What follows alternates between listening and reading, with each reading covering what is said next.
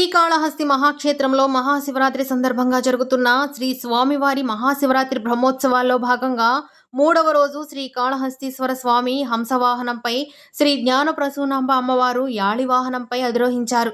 భక్తులు కర్పూర హారతులు సమర్పించారు. అనంతరం మంగళ వాయిద్యాల నడుమ ఓం నమఃశివాయ నామస్మరణల మధ్య శ్రీ జ్ఞానప్రసూనాంబ సమేత శ్రీకాళహస్తీశ్వర స్వామివార్ల నగరోత్సవం అత్యంత వైభవంగా జరిగింది.